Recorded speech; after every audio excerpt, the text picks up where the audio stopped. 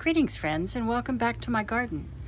And I want to say Happy New Year to you, and thank you for being with me for over 100 videos over the last 2 years. Thanks friends, I really appreciate it. Today I'm going to be potting a very large Cattleya orchid that I have now separated into 8 pieces. And each one of them will be put into a 5-inch plastic pot. What I like about these plastic pots is the drainage holes are very large.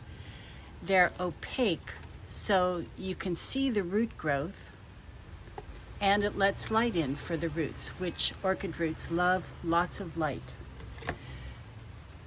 Some people pot in baskets like this, and I've done that, and others use baskets like this one. Of course, for the potting media not to fall through, you'd have to line it with something, maybe like a coconut husk. Now, I've done my fair share of potting in baskets like this, and it's all very nice in the beginning, but once the plant gets large enough and it needs to be separated or put in a larger pot, it's very difficult to get your orchid out of here because in the meantime, the roots have grown out through these holes. And now you're either going to, well, the pot will be destroyed. You have to cut it away. But in the process, you can also cut some of your roots. So I tend not to use these baskets anymore. Today I'm using these, like I said, 5-inch plastic pots. And they're very deep. And I don't need all that space at the bottom. So what I'm doing is creating a layer that I can then plant on top of. And I want a layer of something that's not going to decompose and also that is lightweight. What is perfect is styrofoam. Now, some people will go out and buy styrofoam pellets, and you can certainly do that.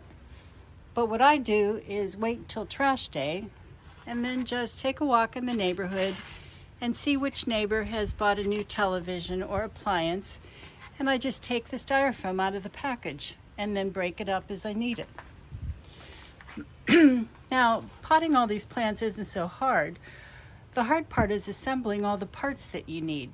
So you not only have to decide on what size pot you're going to put in it, but now you've got to get this filler layer ready.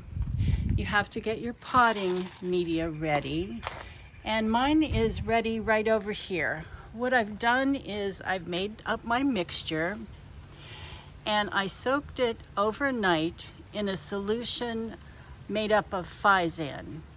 Now, Physan is good for 3 purposes. It's an algicide, a fungicide, and a bactericide.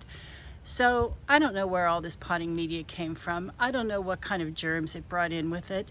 So what I do to give my orchids a really good start is I treat the potting media with this solution of Physan.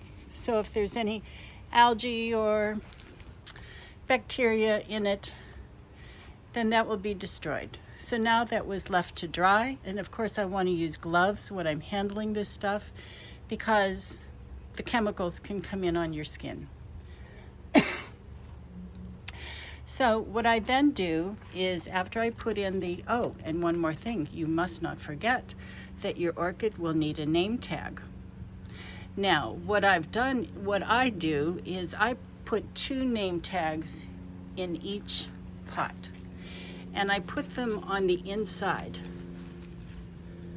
because they're less likely to fall out, they're less likely to get scorched by the sun and start breaking apart, and one is a backup for the other one. So I got all of those ready, and I have my filler here, and I will take an orchid and hold it here and fill the rest of it with this potting medium.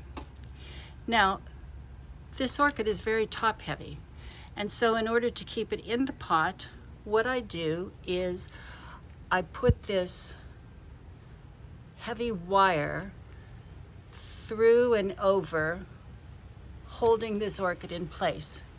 Now, how do I do that? Well, what I do is I take these old wires, these are old stakes from former blooming orchids, and I cut them the length that I need. And then I take these little pruning shears and I make a little hole in each side to thread that wire through. And I do that after the orchid is in place so that the brace can be custom made for that orchid. Now, some people will use bamboo skewers instead of the wire.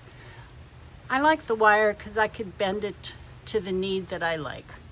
This orchid is a little humped in the center, so I was able to bend that wire to conform with the shape that I needed. So what I'm going to do with this now is I'm going to put it in my orchid pergola, and it will get a spray of water every morning. But I'm actually going to put it inside this basket so that the basket with the orchid in it can then hang and drain very well every day. So that's it, friends. That's how I'm potting up these orchids. One last thing I can tell you is when I first cut the orchids apart, sometimes there's open cuts on the orchid. So what I first do is I spray it with alcohol to destroy any germs that might go in the cut areas. And then I take a little bit of fungicide and daub on those wet spots to kind of seal the skin of the orchid so no germs get in. Now, if you don't have a fungicide like this one, what I highly recommend that you use is common ground cinnamon. Yes, cinnamon is a natural bactericide, fungicide. It's a great natural way to take care of your plants. So there you go, friends. Thanks for stopping by and have a lovely day.